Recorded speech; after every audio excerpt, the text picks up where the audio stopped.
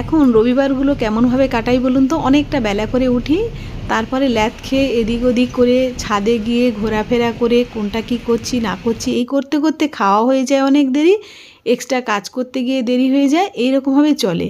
কিন্তু আজকে যেহেতু আমি একটু ডাক্তার দেখাতে যাব, তাই কি করেছি, সকাল সকাল উঠে যেমন প্রত্যেক দিন বের হই সেরকমভাবে সব রকম রান্না সেরে তারপরে গেছিলাম।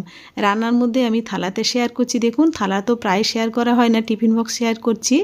থালাতে আজকে ছিল পালং শাক সিদ্ধ, তার সঙ্গে পালং শাকটা পেঁয়াজ দিয়ে কাঁচা লঙ্কা তেল দিয়ে মাখিয়েছি, আর তারপরে মৌরলা মাছটা আলুর কাঁচা টমেটো পাকা টমেটো সর্ষে জিরে দিয়ে করেছি, আর বাঁধাকপিটা করেছি শিম বেগুন বাঁধাকপি মাছের মাথা দিয়ে করেছি, আর ওলকপি ফুলকপি দিয়ে মাছের ঝোল অনেক খেয়েছি, তাই আজকে লাউ ডাঁটা কচু দিয়ে মাছের ঝোল পাতলা করে করেছি, আর রাঁধুনি দিয়ে করেছি ওটা।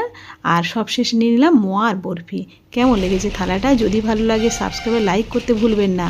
আর এই যে জায়গাটি চিনতে পাচ্ছেন, অবশ্যই যারা চিনতে পাচ্ছেন কমেন্ট করে জানাবেন, যারা না চিনতে পাচ্ছেন কমেন্ট করে লিখবেন, আমি নিশ্চয়ই রিপ্লাই দিয়ে দেবো। আপনাদের অসংখ্য ধন্যবাদ।